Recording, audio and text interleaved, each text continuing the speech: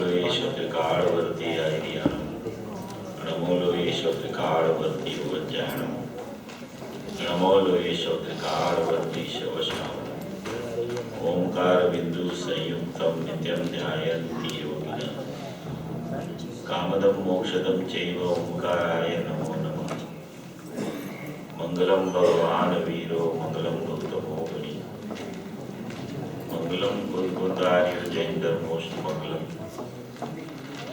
सर्वमंगल मांगल्यम सर्वकल्याणकारकम प्रधानम सर्वधर्माणां जैनम जयतु शास्त्रम नवान समय साराय श्वानुभूत्या चकाशते चिस्वभावाय भावाय सर्वभावांतरंचिते एको मे शाश्वतो पाग्नांदर्शन लक्षणो शेषामे बाहिरा भावा शवे છે એવું લક્ષણ મારો સુશાશ્વત એક દર્શનદાન લક્ષણ જીવ છે બાકી બધા સંયોગ લક્ષણ ભાવ મુજથી બાહ્ય છે હું એક શુદ્ધ સદારૂપી જ્ઞાન દર્શનમય કરે કઈ અન્યતે મારું જરી પરમાણુ માત્ર નથી અરે જે જાણતો અનંતને ગુણ દ્રવ્યને પર્યાય ગણે તે જીવ જાણે આત્મને દશમો પાકંદય કરે નથી અપ્રમત કે પ્રમત નથી જે એક જ્ઞાન ભાવ છે એ રીત શુદ્ધ કથા એને જે જ્ઞાન દેતો તે જ છે જેમ નેત્ર તેમજ જ્ઞાન નથી કારક નથી વેદ કરે જાણે જ કર્મોદય નિદ્રાબંધ તેમજ મોક્ષ ધ્રુવ અચલ ને અનુપમ ગતિ પામેલ સર્વેશિતને વંદી કહું શુદ્ધ કેવડી નથી દાસમય પ્રાપ્ત કહું પુસ્તાપ નિજને મોક્ષ પંથે ત્યાં અનુભવ તેજને તેમાં જ નિત્ય વિહાર કરો नहीं भी हर वर्ग द्रव्यो विषय ओम श्री नमः शिदेवी नमः शिदेवी नमः शिदेवी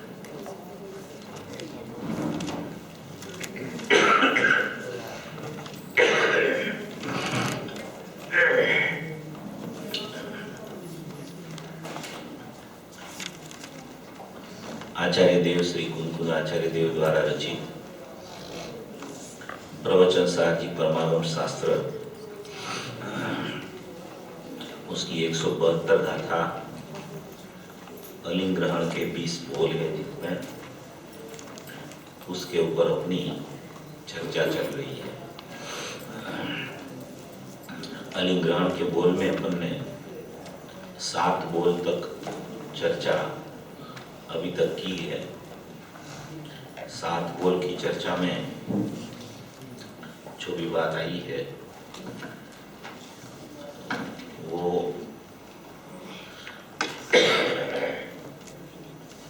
पांच बोल नास्ति से आए, छठा बोल अस्थि से आया नायक भाव का और 7वां बोल उपयोग का आया। पहला बोल आत्मा इंद्रियों के द्वारा पर पदार्थ को जान सकता नहीं है। आत्मा स्वयं सिद्ध जाननहार है। उसका जानना अपने में अपने से अपना जानने से ही स्वयं का जानना होता है। इसलिए आत्मा इंद्रियों के द्वारा पर पदार्थ को नहीं जानता। दूसरा, इंद्रिय से आत्मा का जानना नहीं होता।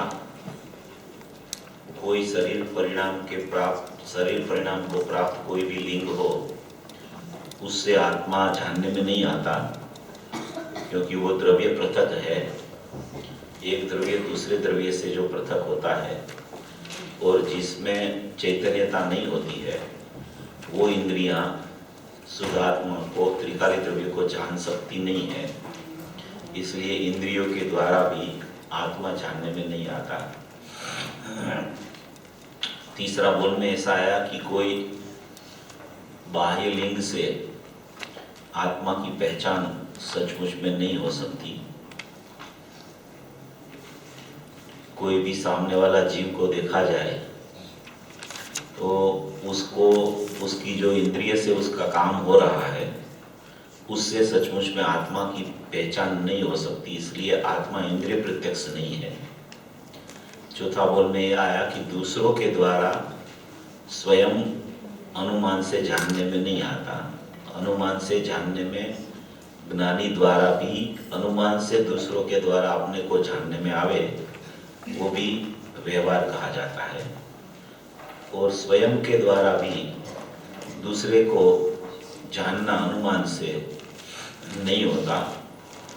स्वयं का अगर स्वपर प्रकाशक ज्ञान स्वसंवेदन वाला प्रकट हो है तो वो उसके व्यवहार रूप ज्ञान से, पर प्रकाशक ज्ञान से दूसरे को जाने तो उसको व्यवहार कहने में आता है। और छठा बोल में ऐसा आया कि आत्मा प्रत्यक्ष स्वयं खुद ज्ञाता है, कि वो खुद जानने वाला है। वो जानने वाला माने जाननहार है।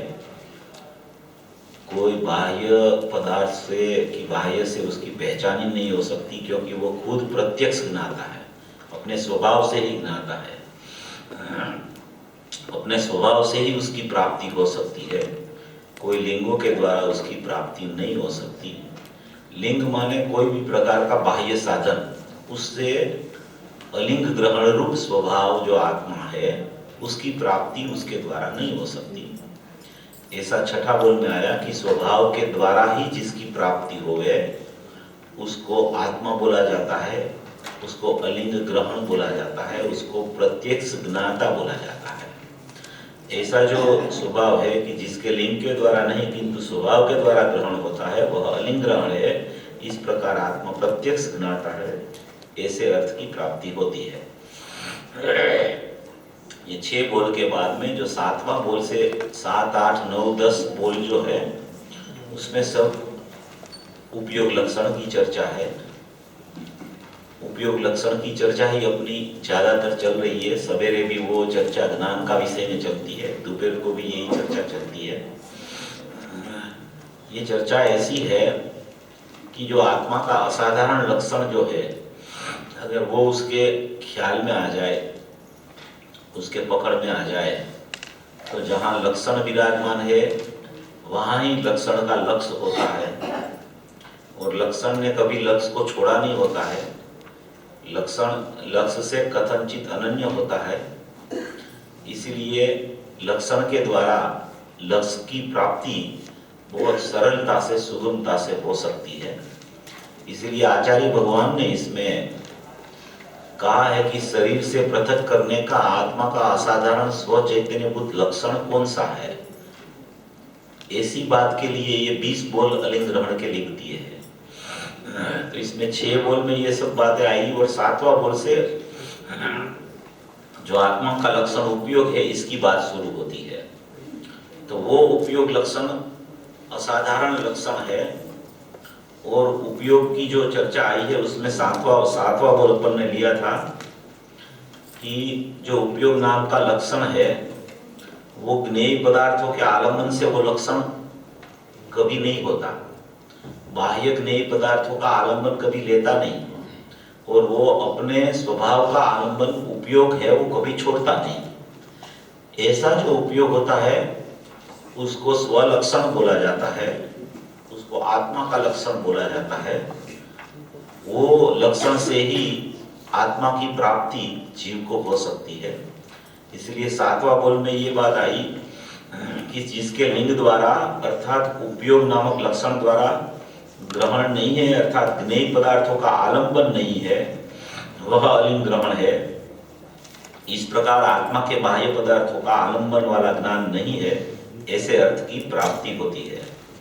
माने कि उपयोग को बाह्य पदार्थों का आलंबन वाला ज्ञान ही नहीं होता। उपयोग को अपने अवलंबन से ही ज्ञान प्रकट होता है। जब वो अपना अवलंबन लेता है, अवलंबन रूप वस्तु उपयोग है, वो उपयोग है वो उत्पाद व्यय वाला है, और उपयोगवान वस्तु है वो उत्पाद व्यय बिना की ध्रुव चीज है। मगर उत्पाद व्यय अपने उपयोगवान ध्रुव को छोड़ता नहीं है, इसलिए वो उपयोग अनन्य है अपने त्रिकाली द्रव्य उपयोगवान से। हालांकि वो उपयोग और उपयोगवान दोनों मिला के दृष्टि का विषय नहीं होता। दृष्टि का विषय तो अकेला उपयोगवान है।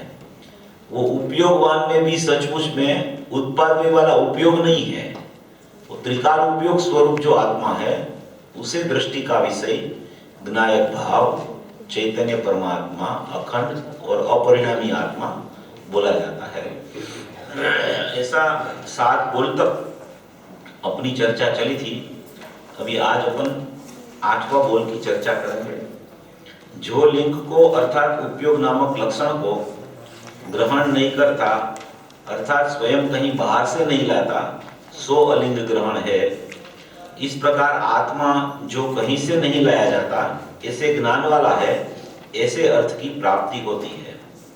माने कि उपयोग लक्षण जो है आत्मा का, अलिंग ग्रहण का जो लक्षण उपयोग बोला गया, उसकी प्राप्ति कहीं बाहर से नहीं होती। वो उपयोग कहीं बाहर से नहीं आता, कोई पर पदार्थ में से नहीं आता, कोई पर पदार्थ से उपयोग की सिद्धि नहीं होती। कोई पर पदार्थ है इसलिए उपयोग का परिणमन होता है, ऐसी सिद्धि उपयोग की नहीं हो सकती। देखो ये सभी बोल, उपयोग के जो चारों बोल है, 7वां, 8वां, 9वां, 10वां, सभी अलग अलग बोल है। लगता है एक जैसा है, सभी अलग अलग। अभी 7वां बोल में जो आया कि वो ज्ञेय पदार्थों का अवलंबन लेता नहीं है, जैसे पहले पदार्थ में, पहले बोल में आया था कि आत्मा इंद्रियों द्वारा जानता नहीं है, और दूसरे बोल में यह आया था कि इंद्रिय द्वारा आत्मा जानने में नहीं आता है। ऐसा ही ये 7वां बोल है, उसमें उपयोग ज्ञेय का अवलंबन लेता नहीं है, और 8वां बोल है उसमें ज्ञेय, कोई भी ज्ञेय से उपयोग की मन की अस्थि सिद्ध नहीं होती, ज्ञेयों में से उपयोग नहीं आता। और 7वां बोल में आया कि उपयोग ज्ञेयों को जानने के लिए प्रवृत्तिशील नहीं होता है, उपयोग अपने उपयोगवान को छोड़ता नहीं है, इसलिए वो ज्ञेयों को जानने नहीं जाता, ज्ञेयों का लक्ष्य नहीं करता, ज्ञेयों की सन्मुख नहीं होता। वो उपयोग उपयोगवान की सन्मुखता छोड़ता नहीं, इसलिए ज्ञेयों की सन्मुखता वो नहीं करता। और 8वां बोल में जो आया कि कोई उपयोग की उत्पत्ति ज्ञेयों से नहीं होती है, वो ज्ञेय के द्वारा उपयोग है, ऐसा उपयोग की उत्पत्ति वहां से नहीं होती। उपयोग की उत्पत्ति अपने उपयोगवान त्रिकाली द्रव्य में से होती है, वहां से वो प्रवाह आता है, अंकुर उसका अंदर से फूटता है, अंकुर अंदर से फूटता है। माने कि समुद्र में से जैसे लहरें आती हैं, ऐसे ही आत्मा उपयोगवान समुद्र जैसा है, उसमें से उसका उपयोग प्रकट होता है, उपयोग प्रकट होता है उपयोगवान में से, इसलिए बाहर से कहीं नहीं आता वो उपयोग। ऐसा 8वें बोल में कहना चाहते हैं। अभी उसका अपन पूज्य गुरुदेव श्री ने उस पर क्या स्पष्टता की है, थोड़ा उसमें पढ़ते हैं। देखो ये पहले तो ये 7वां बोल का भी थोड़ा इसमें आया है, 7वां बोल है नहीं, जिसके लिंग के अर्थात 70 पेज पे है, 75 पेज में नया प्रवचन शुरू होता है, उसी में आया है कि जिसके ऊपर बोल्ड टाइप में है, जिसके लिंग के द्वारा अर्थात उपयोग नामक लक्षण द्वारा ग्रहण नहीं है, अर्थात ज्ञेय पदार्थों का आलंबन नहीं है। ये 7वां बोल है, 7वां बोल की चर्चा इसमें आई है। उसमें देखो श्रोता ने प्रश्न उठाया है उसके नीचे कि वह आत्मा का उपयोग नहीं है तो फिर किसका है। पहले ऊपर का पैराग्राफ पढ़ते हैं कि पहले 5 बोल नास्ति से आया, छठा आस्ति का, अब 7वें बोल में उपयोग की बात है, जिसके लिंग के द्वारा अर्थात उपयोग नामक लक्षण द्वारा ग्रहण नहीं है, अर्थात ज्ञेय पदार्थों का आलंबन नहीं है। आहा, उपयोग जो जानने देखने का है उसे आलंबन आत्मा का है, आत्मा के आलंबन पूर्वक जो कोई उपयोग होता है उसे उपयोग कहा जाता है। इस उपयोग को ज्ञेय पदार्थ का आलंबन नहीं है, लक्षण होता है, वो नियम से लक्ष्य को प्रसिद्ध करता है, लक्षण कभी अलक्ष्य को प्रसिद्ध नहीं करता। जिसका लक्षण होता है, उपयोग जिसका लक्षण है, उपयोगवान का लक्षण है, तो वो उपयोग उपयोगवान को ही लक्ष्य करता है, प्रसिद्ध करता है, उसको प्रसिद्ध करके ही व्यय होता है। वो कोई अलक्ष्य माने कि बाह्य नहीं, पर पदार्थ उसको कभी प्रसिद्ध वो कर सकता नहीं है, उसी को ही सचमुच में लक्षण बोला जाता है। क्योंकि लक्षण जिसका हो उसको प्रसिद्ध न करे तो उसे उसका लक्षण कहा नहीं जा सकता। जैसे शक्कर है और उसका लक्षण मिठास है, तो वो मिठास जो है वो शक्कर को प्रसिद्ध न करे कि मिठास से शक्कर है ऐसा भाषित नहीं होवे, तो वो मिठास उसका लक्षण नहीं हो सकता। इसीलिए कोई भी पदार्थ है उसका लक्षण उसका लक्ष्य को ही प्रसिद्ध करता है और अलक्ष्य को बाह्य चीजों को, पर को प्रसिद्ध करने में उसकी समर्थता नहीं होती, क्योंकि वो लक्षण अपने लक्ष्य को छोड़ता ही नहीं है। इसलिए वो लक्षण लक्ष्य को ही प्रसिद्ध करता है, अलक्ष्य को प्रसिद्ध करता नहीं है। ऐसा इसमें कहना चाहते हैं कि अर्थात जिस उपयोग में ज्ञेय पदार्थ आलंबन सहित निमित्त पड़ता है और जानना होता है, वह आत्मा का उपयोग नहीं है। देखो क्या कहते हैं, जिस उपयोग में ज्ञेय पदार्थ, जिस उपयोग माने कि आत्मा का लक्षण उपयोग है, अलिंग ग्रहण का लक्षण उपयोग है, वो उपयोग में ज्ञेय पदार्थ, कोई भी ज्ञेय पदार्थ बाह्य का पदार्थ को, जानने लायक चीज को, पदार्थ को ज्ञेय बोला जाता है। वो कोई भी ज्ञेय पदार्थ आलंबन सहित निमित्त पड़ता है, माने कि उसका उपयोग अवलंबन लेने जाता है, तो वो निमित्त कहलाता है। उपयोग ने उसका अवलंबन लिया। ऐसा कोई भी उपयोग में ज्ञेय पदार्थ आलंबन सहित निमित्त पड़ता है जिस उपयोग में, और जानना होता है, बाह्य ज्ञेयों के लक्ष्य करके, बाह्य ज्ञेयों को निमित्त बनाकर, बाह्य ज्ञेयों को अवलंबन बनाकर जो ज्ञान परिणमित होता है और उसमें जो जानना होता है, वो है, वह आत्मा का उपयोग नहीं है। आत्मा का उपयोग किसे कहते हैं, कि जो अपने आत्मा को प्रसिद्ध करे, अपने आत्मा के गुण गावे, अपने आत्मा के तरफ लक्ष्य करके प्रयोजन की सिद्धि करे, उसी को ही आत्मा का उपयोग बोला जाता है।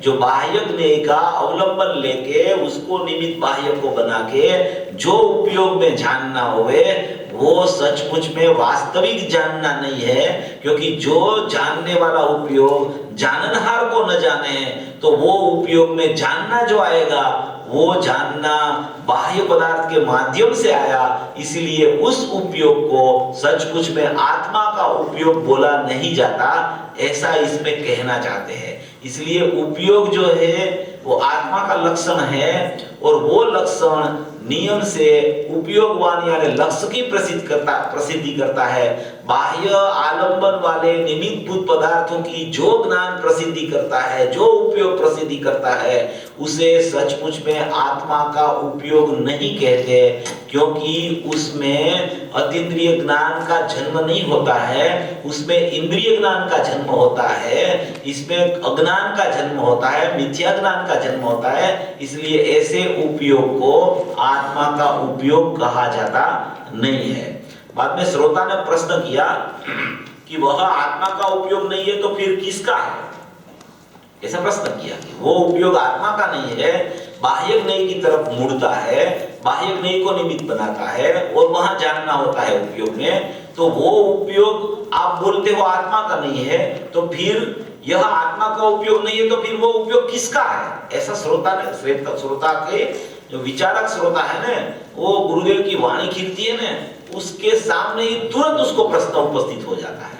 तो उसने ऐसा प्रश्न पूछा कि वो आत्मा का उपयोग नहीं है तो फिर किसका है, तो फिर गुरुदेव उत्तर देते हैं कि पर के प्रति झुकाव वाली दशा, वह उपयोग आत्मा का नहीं, पर सत्ता के अवलंबन वाला ज्ञान है, वह आत्मा का उपयोग नहीं।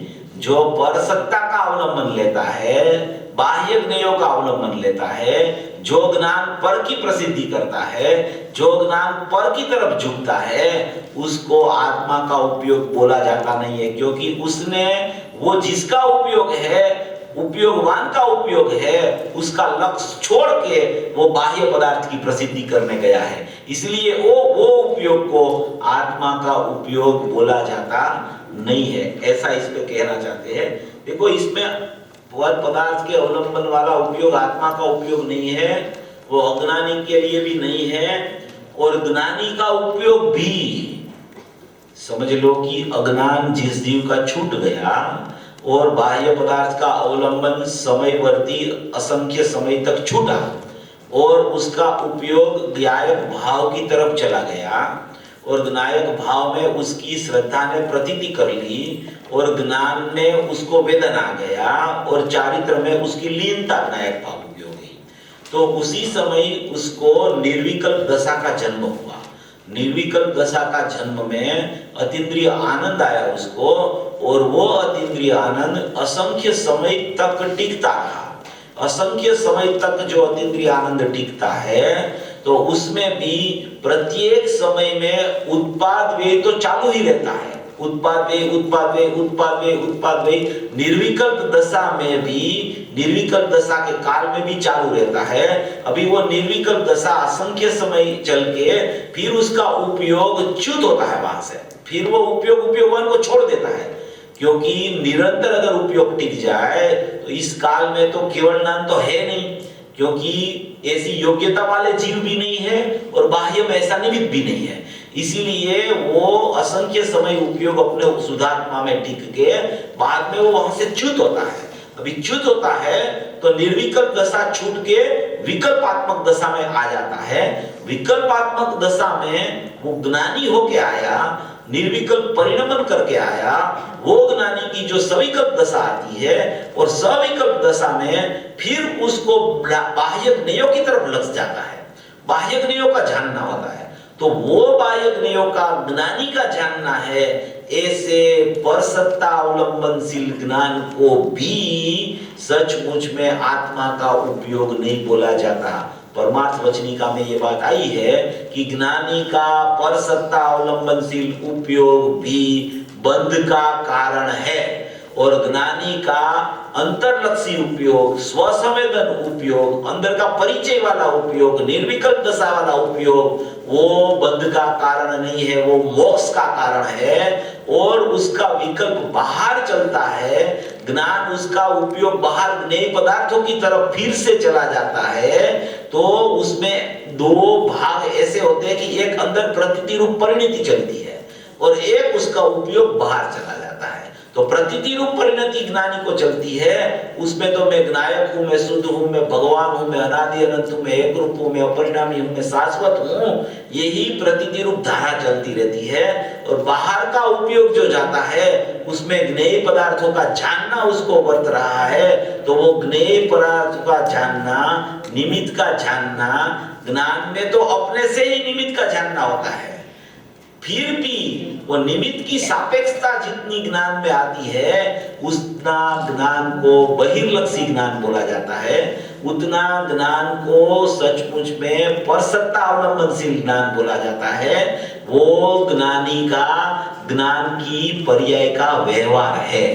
और जो अंतर्लक्षी ज्ञान होता है, स्वभावलक्षी ज्ञान होता है, अतीन्द्रिय ज्ञान होता है, वो ज्ञानी का ज्ञान की पर्याय का निश्चय है। ऐसा अज्ञानी में से ज्ञानी कैसे होता है, और ज्ञानी में से फिर विकल्प में आता है। तो विकल्प में जैसे अवलंबन आया बाह्य पदार्थ का, उपयोग उधर चला गया, तो वो परसत्ता अवलंबनशील ज्ञान भी ज्ञानी का, वो भी बंध का कारण है, वो भी मुक्ति का कारण नहीं है। जितना आश्रयभूत तत्व के साथ में अभेद होके उसकी परिणति चलती है, वो परिणति ही सचमुच में आगे बढ़ के फिर से सदुपयोग लाती है, फिर से सदुपयोग लाती है। वो सदुपयोग है वो मोक्ष का कारण है, और विकल्पात्मक जो उपयोग है वो बंध का कारण है। ज्ञानी का विकल्पात्मक उपयोग बंध का कारण है, अज्ञानी तो है ही अज्ञानी का तो, मगर ज्ञानी का भी जितना परसत्ता अवलंबनशील ज्ञान उसको चलता है वो भी सचमुच में बंध का कारण है। दृष्टि अपेक्षा से तो उसको कहा जाता है कि उसको बंध होता ही नहीं है, मगर ज्ञान अपेक्षा से अस्थिरता जन्य जितना परिणाम है उसको बंध का कारण कहा जाता है। दृष्टि अपेक्षा से, अभिप्राय की अपेक्षा से तो उसको चतुर्थ गुण स्थान में अनंत गुण की अनंत पर्याय की एक देश शुद्धता प्रकट हो जाती है, सर्वगुणांश से संकित हो जाता है, ज्ञानादि की एक देश शुद्धता हो जाती है। वो तो ज्ञानी का परिणमन की स्थिति बताता है, ज्ञानी की निर्विकल्प दशा की स्थिति बताता है, मगर उसी समय भी सभी गुण परिपूर्ण शुद्ध नहीं हुए, एक देश शुद्ध हुए हैं, आंशिक शुद्ध हुए हैं। इसलिए बाकी का अंश में जितनी अशुद्धता है उसको सचमुच बंध का कारण कहा जाता है। जितना आत्मा के आश्रय से चलता है उतना मोक्ष का कारण है, जितना बहिर्लक्ष्य चलता है उसको बंध का कारण कहा जाता है। ऐसी ज्ञानी की स्थिति होती है।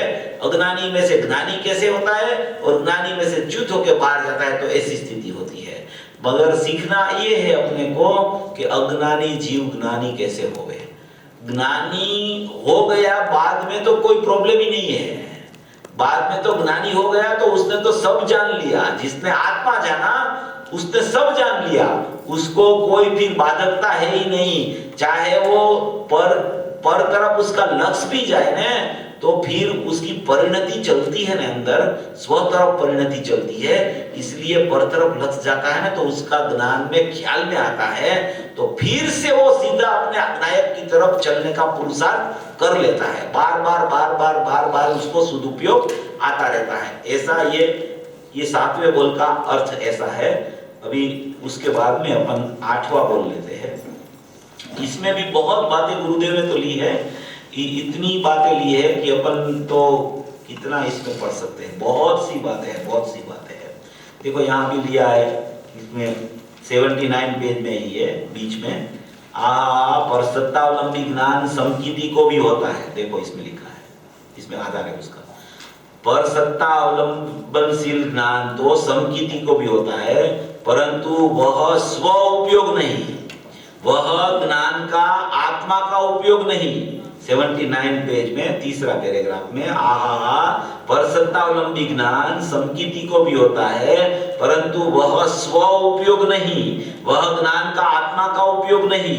जिस उपयोग में निमित्त का अवलंबन और आश्रय आए, वह उपयोग आत्मा का नहीं है। उसके बाद में भी है, भगवान त्रिलोकनाथ जिनेन्द्र देव ऐसा कहते हैं कि उपयोग ज्ञान दर्शन का है, वह आत्मा का लक्षण है।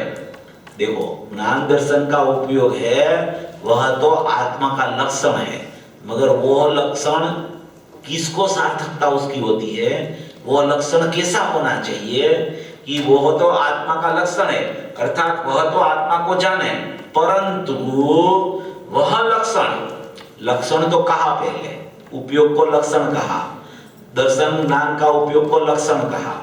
वो आत्मा का लक्षण है, अर्थात वह तो आत्मा को जाने, परंतु वह लक्षण पर को जानने की ओर ढला हो, वही लक्षण पर की ओर ढला हो। लक्षण आत्मा को जाने मगर वो लक्षण पर की ओर ढल जाए, तो वह लक्षण आत्मा का नहीं है। वो प्रति समय जीव क्या करता है, उपयोग का दुरुपयोग करता है, उपयोग का सदुपयोग नहीं करता है। प्रति समय उपयोग का दुरुपयोग करके बाहर चला जाता है। वो उपयोग प्रति समय उसका उपयोग का सदुपयोग होना चाहिए, माने कि अपनी तरफ आना चाहिए, मगर प्रति समय अज्ञानी की क्रिया ऐसी चलती है कि उसका ज्ञान में ज्ञेय प्रतिभाषित होते ही उसका लक्ष्य ज्ञेय की तरफ चला जाता है। ज्ञेयाकार ज्ञान होता है तो ज्ञेयाकार ज्ञान को देख के ही उसको ज्ञेय की तरफ ही लक्ष्य चला जाता है कि ये ज्ञेय से ज्ञान हुआ, ज्ञेय में से ज्ञान आया, ज्ञेय के कारण ऐसा ज्ञान हुआ। ऐसा उसको भ्रमित होके उसका ज्ञान बाहर ही चला जाता है, उपयोग बाहर ही चला जाता है। लक्षण होने पर भी जब तक वो लक्षण अपने लक्षणवान को न पकड़े, अपने नायक भाव को न पकड़े, अपने अलिंग ग्रहण स्वरूप आत्मा को न पकड़े, तब तक वो लक्षण भी उपयोग का दुरुपयोग होके वो लक्षण रहता नहीं। वो लक्षण इंद्रिय ज्ञान में कन्वर्ट हो जाता है, वो मिथ्या ज्ञान में कन्वर्ट हो जाता है। इसलिए लक्षण पर को जानने की ओर ढला हो तो वह लक्षण आत्मा का नहीं, वह आत्मा का उपयोग ही नहीं है, ऐसा कहते हैं। फिर इसके नीचे है भावश्रुत। आत्मा का भावश्रुत स्व के आश्रय से होता है। द्रव्य श्रुत का तो ज्ञान है, वह तो शब्द ज्ञान है। द्रव्य श्रुत का ज्ञान है, वह तो शब्द ज्ञान है। द्रव्य श्रुत माने जिनवाणी शास्त्र, उसका जो ज्ञान होता है वो तो क्या होता है, शब्द ज्ञान है। मगर भावश्रुत ज्ञान है वो तो स्व के आश्रय से होता है। कहा नहीं बंध अधिकार में, ज्ञान इसका आत्मा का लक्षण, और वह ज्ञान पर को जानने की ओर झुके, जिसका लक्षण है इसे जानने की तरफ न ढले, और जिसका लक्षण नहीं है उसकी ओर झुके, वह आत्मा का उपयोग नहीं है। ये सब गुरुदेव ने बहुत स्पष्ट किया है कि आत्मा का उपयोग ही इसे कहते हैं कि जो आत्मा को जानने के लिए प्रवृत्तिशील हो जाए। जो उपयोग बाहर जाता है उसको आत्मा का उपयोग कहा जाता नहीं है। ऐसा कह के ये 7वां बोल के बाद में अपन 8वां बोल की चर्चा लेते हैं।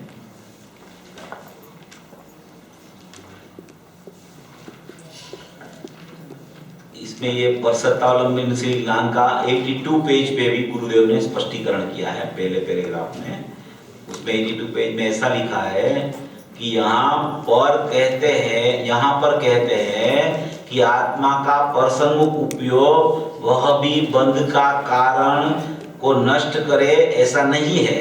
यह आता है ना परमार्थ वचनिका में, परसत्तावलंबी ज्ञान को धर्मी मोक्ष का कारण कहते नहीं। गृहस्थ समकीति जीवों ने भी गजब काम किए हैं, गृहस्थ समकीति जीवों ने भी गजब काम किए हैं। भाग्योदय से दिगंबर में जन्म हुआ और जन्म होने के बाद वस्तु की प्राप्ति हो गई।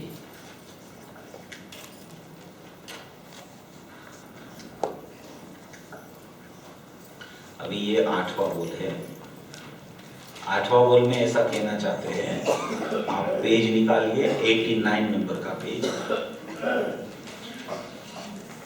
उसके पहले 88 पेज पे ऊपर एक पैराग्राफ है, उसमें श्रोता ने कुछ प्रश्न पूछे हैं। श्रोता ने ऐसा पूछा है कि समयसार पढ़ना हो तो स्व का आलंबन किस प्रकार लेना। अगर हमको समयसार पढ़ना हो तो स्व का आलंबन किस प्रकार लेना। शास्त्र ज्ञान को अज्ञान बोला, बहिर्लक्षी ज्ञान को अज्ञान बोला, तो पहले तो हमें शास्त्र पढ़ना कि नहीं पढ़ना, ऐसा प्रश्न आता है। तो उसका गुरुदेव जवाब देते हैं कि शास्त्र जरूर पढ़ना, मगर स्वलक्ष्य रखकर पढ़ना, ऐसा जवाब आता है उसका, कि शास्त्र स्वलक्ष्य रख के पढ़ना, शास्त्र नहीं पढ़ना ऐसा नहीं। शास्त्र का ज्ञान को अज्ञान बोला, इसलिए शास्त्र पढ़ना छोड़ देना, ऐसा नहीं है। शास्त्र तो जरूर पढ़ना, वही शास्त्र में तो ये लिखा है कि शास्त्र का ज्ञान है वो मिथ्या ज्ञान है, शास्त्र में ही वो लिखा है, इसलिए शास्त्र पढ़ना। कि शास्त्र में से ही पता चलता है कि शास्त्र ज्ञान है वो अज्ञान है और आत्मिक ज्ञान है वो ज्ञान है, इसलिए शास्त्र पढ़ना। मगर शास्त्र कैसे पढ़ना, स्वलक्ष्य रख के पढ़ना। तो उसके सामने ये प्रश्न है कि समयसार पढ़ना तो स्व का आलंबन किस प्रकार करना, ऐसा प्रश्न आया। तो पूज्य गुरुदेव श्री ने जवाब दिया कि आलंबन सीधा आत्मा का लेना। कैसा लेना, सीधा आत्मा का लेना, एक ही बात है, बीच में कुछ है नहीं कि इसके द्वारा आत्मा पकड़ा जाता है, इसके द्वारा आत्मा ख्याल में आता है, ये नहीं से आत्मा समझ में आ जाएगा, व्यवहार नहीं से तो समझ में नहीं आएगा, निश्चय नहीं से आत्मा समझ में आएगा। अरे भैया, व्यवहार नहीं से तो कभी प्राप्ति होती नहीं, मगर निश्चय नहीं से भी प्राप्ति नहीं होती।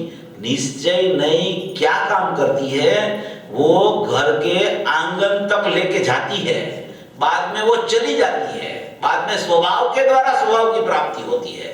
निश्चय नहीं तो सही मार्ग बताती है कि तेरा नायक यहाँ है, तुझे मैं वहां ले जाता हूं, मगर निश्चय नहीं से आत्मा की प्राप्ति नहीं होती। निश्चय नहीं है, वो निश्चय नहीं घर जहां है मेरा, वह कहां घर तक ले जाती है निश्चय नहीं।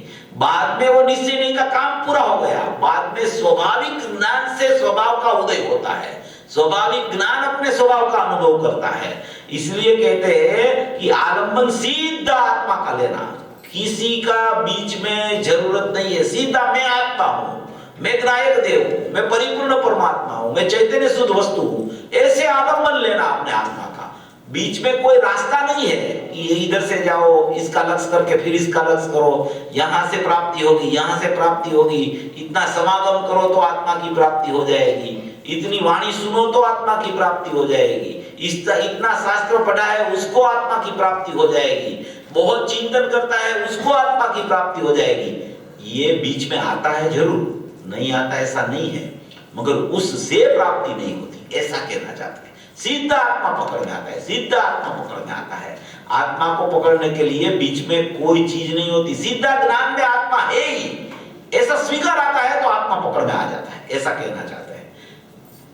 एक ही बात उस समयसार में से निकालना, यह शास्त्र पढ़कर यह निकालना कि स्व का लक्ष्य करना, यह उपयोग लक्षण, इससे आत्मा का कल्याण है। राग से तो कल्याण नहीं है, शुभ योग से तो मोक्ष मार्ग नहीं है, परंतु परालंबी ज्ञान से भी मोक्ष मार्ग नहीं है, क्योंकि मुक्त स्वरूप भगवान आत्मा कैसा है, सदैव मुक्त, सदाए मुक्त है, वो कभी बंधा नहीं है, वो सदाए मुक्त रहता है, सदाए अपने से ही अपने में मुक्त है, उसको कोई मुक्ति करा नहीं सकता, वो सदाए मुक्त है। ऐसा स्वीकार आना, उसी का नाम आत्मा मुक्त हो गया, ऐसा कहने में आता है। क्योंकि वो प्रथम से ही मुक्त है, उसको मुक्ति नहीं चाहिए, क्योंकि वो तो मुक्त ही है। जो बंधा हुआ है उसको मुक्ति की आवश्यकता है। बंध पर्याय में चलता है, मुक्ति पर्याय में होती है, मगर मेरे में तो पर्याय ही नहीं है। मैं तो पर्याय बिना का शुद्ध स्वाभाविक नायक देव चैतन्य परमात्मा हूं। ऐसी मुक्त स्वरूप की उसको जब लगने लगे, मुक्त स्वरूप का जब विश्वास आ जाए, मुक्त स्वरूप की प्राप्ति कैसे होती है कि मैं मुक्त स्वरूप ही हूं, वही मुक्ति के लिए एक बड़े से बड़ा है वो अपने पास मुक्ति स्वरूप भगवान आत्मा पड़ा है। उसी के तरफ से सोचे जब जीव, तब उसको मुक्ति की प्राप्ति होती है। वो एक सोगानी जी में एक दृष्टांत आता है, वो आपको सबको पता भी होगा। वो पांजरा होता है ना, पांजरा, पिंजरा, पिंजरा बोलते हैं ना, उसमें पैरोट है अंदर, पैरोट। तो पैरोट क्या है कि उल्टा हो गया है, उल्टा होके उसने वो पकड़ रखा है, वो डांडी, डांड बोलते हैं ना उसकी, स्टिक पकड़ के रखी है और उल्टा हो गया है। अभी वो उल्टा हो गया है, वो इतना घबरा गया है कि मैं तो उल्टा हो गया हूं, मैं तो उल्टा हो गया हूं, मैं तो उल्टा हो गया हूं। अभी उसको निकलना है पांजरे में से, निकलना जरूर है। वो सोच करता है, विचार करता है कि मैं कैसे निकलूं इसमें से।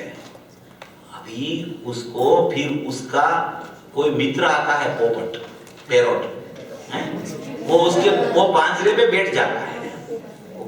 एक अंदर पैरोट है, एक बाहर, पांजरे के बाहर वो खड़ा रह गया आके। वो उसको बोलता है कि तेरा स्वभाव तो उड़ने का है, तू ये स्टिक को छोड़ दे तो उड़ जाएगा तू। तेरा स्वभाव कैसा है? उड़ने का है।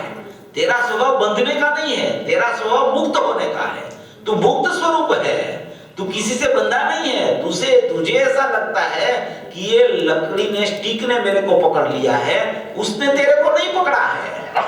तूने स्टिक को पकड़ रखी है, तू स्टिक को छोड़ दे तो तू उड़ जाएगा, तू मुक्त हो जाएगा। ऐसे ही जीव को ऐसा लगता है कि मैं बंधा हुआ हूं।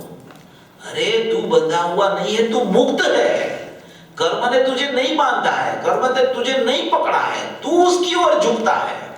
तू विचार में ऐसा लगता है कि मैं बंधा हुआ हूं, तू ऐसा विचार करके मैं मुक्त हूं, तो अभी मुक्ति की प्राप्ति तुझे हो सकती है। उसको जैसे उसका स्वभाव ख्याल में आता है, तो वो स्वभाव के द्वारा उसको स्वभाव की प्राप्ति हो सकती है। ऐसे स्वभाव की महिमा जिसको आती है, उसको मुक्ति उधर ही है, ऐसा इस पे कहना चाहते हैं कि भगवान आत्मा, क्योंकि मुक्त स्वरूप भगवान आत्मा अबंध स्वरूप कहो या मुक्त स्वरूप कहो, एक अर्थ है। इस मुक्त स्वरूप के आश्रय से, लक्ष्य से जो उपयोग हुआ, यह मुक्ति का कारण है, अर्थात पर्याय में मुक्ति का यह कारण है। अभी 8वां बोल है सामने 89 पेज पे, जो लिंग को अर्थात उपयोग नामक लक्षण को ग्रहण नहीं करता, अर्थात स्वयं कहीं बाहर से नहीं लाता। जो देखो ये उपयोग है ना, वो कहीं बाहर से नहीं आता। अपन ने लिया ना कि बाहर से कोई उपयोग नहीं आता, और उपयोग अपने में से ही आता है। और उपयोग का कोई ज्ञानी को उपयोग प्रकट हुआ, उसका कोई हरण भी नहीं कर सकता है। वो इसके बाद 9वां बोल में आएगा। इस पे क्या कहना चाहते हैं कि जो लिंग को अर्थात उपयोग नामक लक्षण को ग्रहण नहीं करता, अर्थात स्वयं कहीं बाहर से नहीं लाता, माने कि लक्षण है वो कहीं बाहर से नहीं आता। यह ज्ञान स्वरूपी भगवान, इसका जो लक्षण है वह लक्षण कोई बाहर से नहीं आता। पहले इनकार किया कि इस उपयोग को आलंबन नहीं है, माने कि बाह्य का आलंबन उपयोग को नहीं है, ऐसे पहले इनकार किया। इसके पहले के 7वें बोल में कि ज्ञेय का आलंबन उपयोग को नहीं है। अभी ऐसा बोलते हैं कि वो जो उपयोग है वो कहीं बाहर से आता नहीं है। उपयोग अवलंबन ज्ञेय का लेने जाता नहीं है, क्योंकि उपयोग में उपयोगवान का अवलंबन छूटता नहीं है। उपयोग अपने लक्ष्य को, लक्षण कभी छोड़ता नहीं है, अलक्ष्य की तरफ कभी जाता नहीं है। अभी ऐसा बोलते हैं कि ये जो उपयोग है वह उपयोग ये उपयोग कहीं बाहर से नहीं आता, यानी कि ज्ञेयों में जाता नहीं और ज्ञेयों में से उपयोग आता नहीं। ज्ञेयों में जाता नहीं वो 7वां बोल, ज्ञेयों में से आता नहीं वो 8वां बोल, ऐसा कहना चाहते हैं। ज्ञान स्वभावी भगवान इसका जो लक्षण है वह लक्षण कोई बाहर से नहीं आता। पहले इनकार किया कि इस उपयोग को आलंबन नहीं है, अब जो उपयोग हुआ यह बाहर से नहीं लाता, अर्थात अंतर के लक्ष्य से लक्षण हो वह लक्षण बाहर से नहीं आता। अंतर का लक्ष्य पूर्वक जो लक्षण प्रकट होता है वो कहीं बाहर से नहीं आता, वो शास्त्र में से नहीं आता, तीर्थंकर भगवान की दिव्य ध्वनि में से नहीं आता, ज्ञानी पुरुष की देशता में से नहीं आता। वो उपयोग तो अपना उपयोगवान में से ही आता है, बाहर से कहीं लाया नहीं जाता, ऐसा कहना चाहते हैं। अंतर के लक्ष्य से लक्षण हो वह लक्षण बाहर से नहीं आता। आहा, एक जो लिंग को अर्थात उपयोग नामक लक्षण को ग्रहण नहीं करता।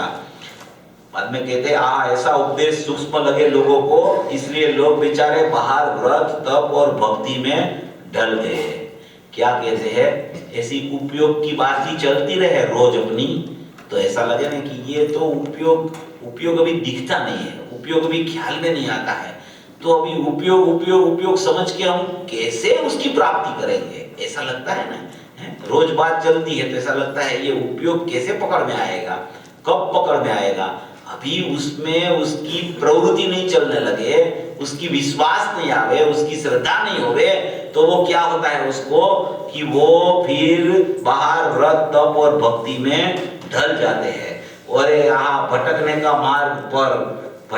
मार्ग पर भगवान आत्मा को भ्रमण बंद होने का कारण ऐसा जो व्यापार वह उसके साथ नहीं आया और हाथ आने की बात भी उसे सुनने नहीं मिली और व्यवहार से श्रद्धा में भी आई नहीं, तो उसका वीर्य कैसे काम करेगा। एक तो उसको बात नहीं आई कान पर, एक तो उसको क्या हुआ कि व्यवहार से श्रद्धा में भी वो बात नहीं आई, सुनने भी नहीं मिली, तो उसका पुरुषार्थ कैसे काम चलेगा। अभी अपने तो बात अपने कान पे आ गई, अपनी व्यवहार श्रद्धा में वो बात बैठ गई, तो उससे अच्छा तो क्या चीज है। उसको पता चल गया कि मैं ऐसा परिपूर्ण परमात्मा हूँ और मेरा ज्ञान लक्षण है वो जीवंत है, और वो जीवंत लक्षण में मेरा जीवंत भगवान आत्मा, अनुभूति स्वरूप भगवान आत्मा मेरे को अनुभव में आ रहा है, जानने में आ रहा है, ऐसा ही मेरा उपयोग है, ऐसा ही मेरा ज्ञान है, ऐसा पता चल गया।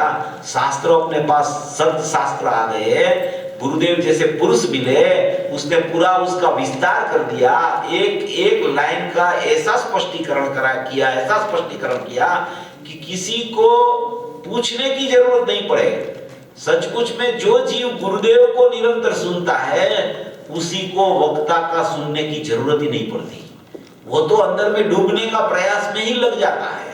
इतना स्पष्टीकरण गुरुदेव ने किया है कि गुरुदेव ने स्पष्टीकरण किया है, उसको अपन तो क्या स्पष्टीकरण कर पाएंगे। उसने तो इतना स्पष्टीकरण किया है, अपन तो उसकी बात के ऊपर चर्चा करते हैं कि भाई गुरुदेव ने ऐसा कहा है, ऐसा तू रास्ते पे चल तो तेरा स्वरूप तेरे पास ही है, ऐसा गुरुदेव की अपन चर्चा करते हैं बात की। स्पष्टीकरण तो सब हो गया है, स्पष्टीकरण करने की कोई जरूरत ही नहीं है, स्पष्टीकरण सब है गुरुदेव की वाणी में, मगर वो स्पष्टीकरण की चर्चा होनी चाहिए, विचार करना चाहिए कि ये कहा तो इसका अर्थ क्या है, ये कैसे प्राप्ति होवे, ये कैसे उपयोग ख्याल में आवे, कैसे उपयोगवान की तरफ वो ढल जाए, ऐसा उसको विचार आना चाहिए। फिर बोलते उपयोग नामक लक्षण को ग्रहण नहीं करता, अर्थात जो लिंग को कहा ना उपयोग नामक लक्षण को ग्रहण नहीं करता, स्वयं कहीं बाहर से नहीं लाता। उपयोग नामक लक्षण को बाहर से लाके ग्रहण आत्मा कर सकता नहीं है, क्योंकि बाहर से वो उपयोग आ सकता नहीं है। उपयोग उपयोगवान में से प्रकट होता है, इसलिए बाहर से उपयोग कोई ज्ञेयों में से ज्ञान नहीं आता, ज्ञेय से ज्ञान नहीं आता, ज्ञेय का ज्ञान नहीं होता, ज्ञायक में से ज्ञान उपयोग प्रकट होता है, इसलिए वो उपयोग में ज्ञायक ही विद्यमान है, ज्ञायक ही प्रतिष्ठित है। ऐसा कहना चाहते हैं कि कोई बाहर से उपयोग आता नहीं है, यह उपयोग तो अंतर के लक्ष्य से ही प्रकट होता है, यह उपयोग अंदर में से आता है, अंदर के लक्ष्य से प्रकट होता है और अंदर में से आता है, इसलिए बाहर में से नहीं आता। उपयोग अंदर में से प्रकट होता है, इसलिए बाहर से उपयोग कोई भी जीव का आता नहीं है। किसी का ज्ञान है, वो ज्ञान तो ज्ञान की खान होगी, ज्ञान का ढेर पड़ा होगा जहां, वहीं से ही ज्ञान की किरण तो आएगी ना अंदर से। ये ज्ञान, मेरा ज्ञान बाहर से कैसे आएगा?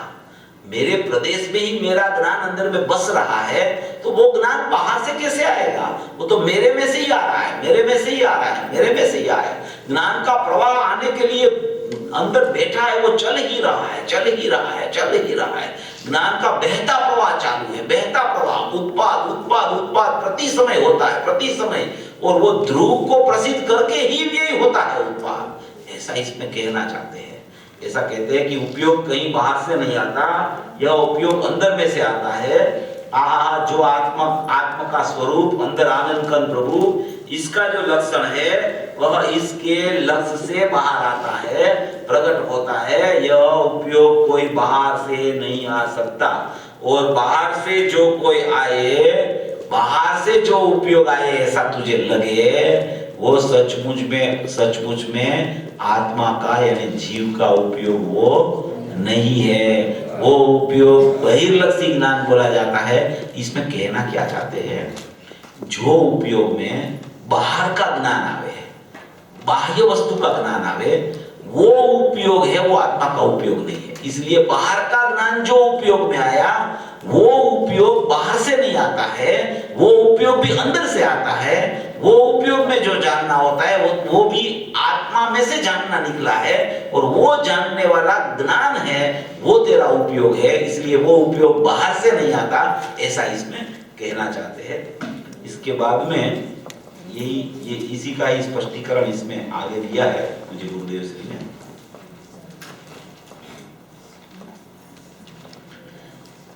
देखो ये 93 पेज पे है, बीच में जो बोल्ड अक्षर से लिखा है ना, तो उसी का ओपन पढ़ते हैं। जो लिंग को अर्थात उपयोग नामक लक्षण को ग्रहण नहीं करता, उपयोग अर्थात जानना देखना, यह लक्षण और लक्ष्य आत्मा, लक्षण जानना देखना, उपयोग लक्षण, और उसका लक्ष्य क्या? आत्मा। लक्ष्य आत्मा, लक्षण उपयोग। लक्षण बोला जाता है अंश को, और लक्ष्य बोला जाता है अंशी को।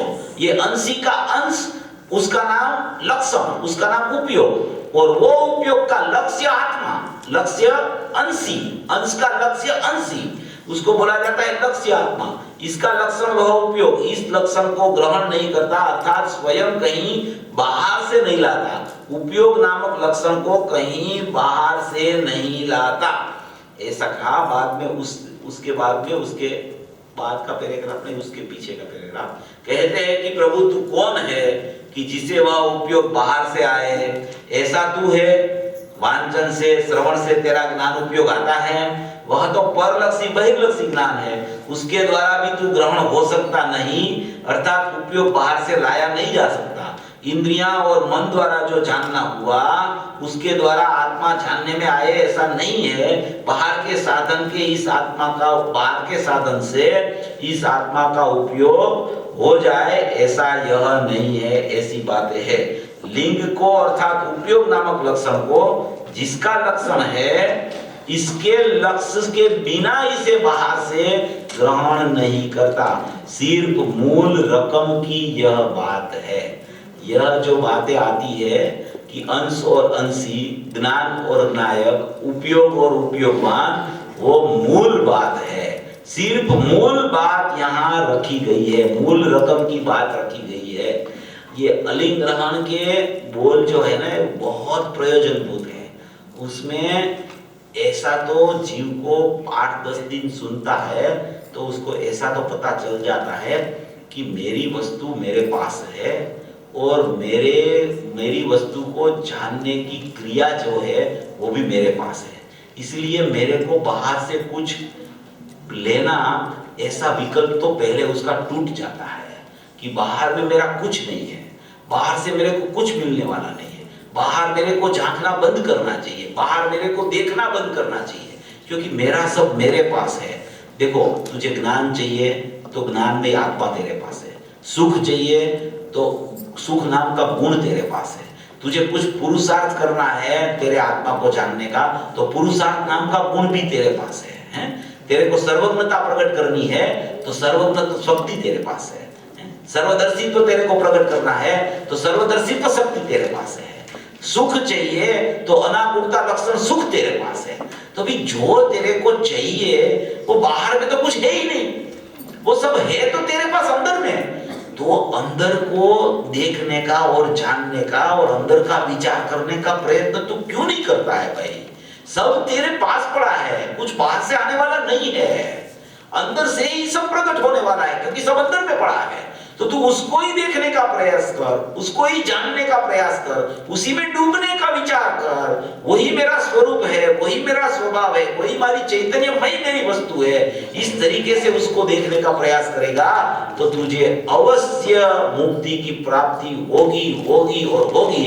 ऐसा ज्ञानी पुरुषों ने कौन करार करके कहा है, और वो ऐसा बोलते हैं कि अगर तू सच्चा प्रयास करेगा और तुझे मुक्ति न मिले तो मेरे पास ले जाना मुक्ति, तुझे मिलेगी ही मुक्ति, नहीं मिलेगी ऐसा हो ही नहीं सकता है। ऐसा ज्ञानी पुरुष का वचन होता है, वो कभी वचन फलीभूत नहीं होता, ऐसा नहीं होता है। इसलिए सब अपने पास है, सब अपने में है, कहीं बाहर से कुछ आता नहीं, बाहर कुछ अपना जाता नहीं। ऐसी अपनी चैतन्यमय वस्तु और उसका ज्ञान अपने पास पड़ा है, तो वो ज्ञान से अपनी चैतन्यमय वस्तु को कैसे जानना, उसका पुरुषार्थ कैसे करना, उसको ज्ञान श्रद्धा में कैसे लेना, उसी का प्रयास सचमुच में जीव को करना चाहिए। अभी ये सब बातें गुरुदेव की अपने सामने आती है तो इतना तो अपना अभिप्राय में ये बात बैठनी चाहिए कि मेरे को ही मेरा स्वरूप समझने के लिए पुरुषार्थ मेरे में करना पड़ेगा।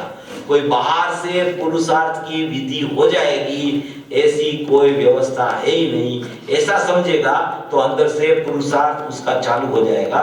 फिर देखो यहाँ 94 पेज पे एक पैराग्राफ है, उसके बाद में भी एक पैराग्राफ बहुत अच्छा है, मैं पढ़ता हूँ, थोड़ा 5-7 मिनट है मेरे पास।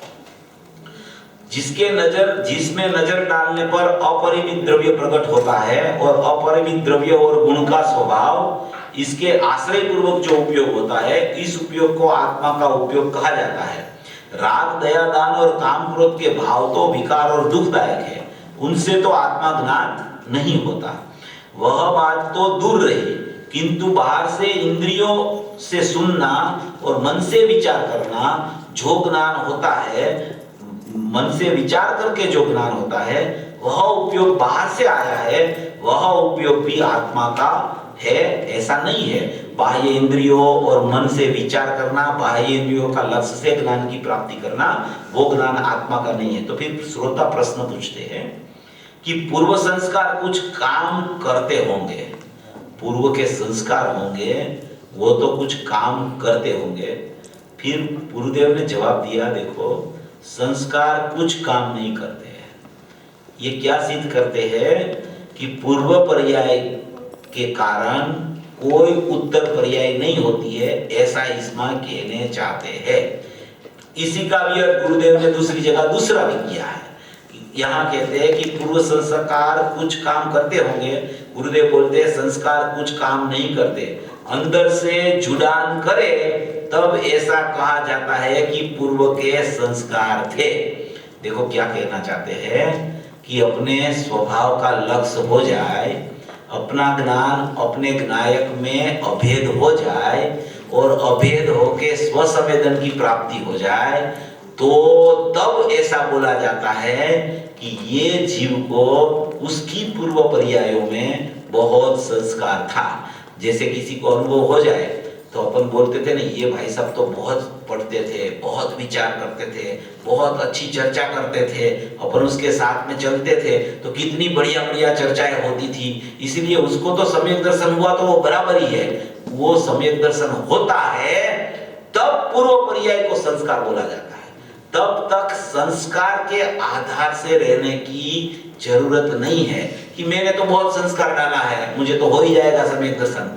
वो संस्कार कुछ काम में आते नहीं है। जब अनुभव होता है, स्वसंवेदन आता है, तभी सचमुच में संस्कार पूर्व पर्याय को कहा जाता है। उससे पहले बिल्कुल नहीं। वो संस्कार के आधार पर जो रहता है उसको कभी संस्कार फलीभूत नहीं होते हैं। जिसको अनुभूति होती है उसे ही वो लागू पड़ता है कि पूर्व पर्याय में इसने संस्कार डाले थे। जिसको अतिद्रिय आनंद आता है उसको ऐसा बोला जाता है कि उसको पूर्व पर्याय में करण लब्धि का परिणाम था, उसको प्रायोग्य लब्धि थी, विशुद्धि थी, स्वयं लब्धि थी, देशता लब्धि थी। वो जब तक अनुभूति नहीं होती है तब तक वो पांचों लब्धि कुछ काम की नहीं है। पांचों लब्धि क्रम में आती है, करण लब्धि के बाद ही अनुभूति होती है, मगर करण लब्धि का परिणाम भी बंध का कारण है, मुक्ति का कारण नहीं है। उससे भी बंधन होता है। जब अतीन्द्रिय ज्ञान की प्राप्ति होती है तब ही मुक्ति की किरण फूटने लगती है। इसलिए ऐसा कहा है कि अंदर से जुड़ान करे तब ऐसा कहा जाता है कि पूर्व के संस्कार थे, अभी भी वह स्व के लक्ष्य में जाएगा तब प्राप्त होगा। तब ऐसा कहा जाता है कि उसे एकदम अचानक मिला, इसलिए कुछ संस्कार होंगे। आहा, सूक्ष्म बात है। संस्कार तो पर्याय में है। क्या बोलते हैं गुरुदेव? संस्कार तो पर्याय में है, उसके आश्रय से उपयोग होगा। संस्कार के आश्रय से अपना उपयोग की शुद्धि होगी। पर्याय के आश्रय से पर्याय शुद्ध हो सकती है कि पर्याय के आश्रय से नहीं। पर्याय का आश्रय जब पर्याय छोड़ती है और द्रव्य का आश्रय लेती है तब वो उसकी शुद्धि की प्रकटता होती है। ऐसा मार्ग है प्रभु। अधिगमज और निसर्गज इस प्रकार के दो भेद तो है ना। देखो ये फिर दूसरा प्रश्न आया। आप लोगों ने सुना होगा ना कि अधिगम और निसर्गज किसको कहते हैं? ये निसर्गज माने अपने आप होता है, अधिगमज माने निमित्त होता है। वो तो अधिगमज और निसर्गज है ना, ऐसा प्रश्न पूछते हैं गुरुदेव को। गुरुदेव का जवाब है संस्कार का, उसी के सामने ये प्रश्न पूछा गया है? तो बोलते हैं कि शास्त्र में आता है ना अधिगम और निसर्गज, तो पूज्य गुरुदेव से जवाब देते हैं कि वह तो निमित्त का कथन किया है। क्या निमित्त से होता है? इससे होता तो है निसर्गज से, परंतु निमित्त से पहले सुना उसकी अपेक्षा लेकर बात की है। उसने सुना इसके कारण नहीं होता। पहले सुना था इसलिए हुआ, मगर सुनने के कारण निमित्त से हुआ ऐसा नहीं होता। उसका कारण वो नहीं है, उसे होता है तो निसर्गज। अधिगम बोलो कि निसर्गज बोलो, सचमुच में तो वो दोनों निसर्गज ही है। वो पूर्व पर्याय की बात बताने के लिए अधिगम की सिद्धि करते हैं कि पूर्व पर्याय में निमित्त था, वर्तमान में निमित्त है। वो वर्तमान में निमित्त का ज्ञान होवे तो वो ज्ञान से आत्मा की अनुभूति नहीं हो सकती। वो निमित्त का लक्ष्य छोड़ता है और वो स्वाभाविक ज्ञान अंदर जाता है, तब अनुभूति होती है। इसलिए अधिगम और निसर्गज दोनों को निसर्गज ही बोला जाता है। परंतु सुना वह निमित्त था, वहां से हट गया, इसलिए उसे निमित्त से हुआ ऐसा कहने में आया। आहा, सूक्ष्म बातें है, ये सब बातें सूक्ष्म है। ऐसा करके गुरुदेव ये बोल का स्पष्टीकरण पूरा करते हैं। उसके बाद में अभी अगला बोल अपन कल चलाएंगे।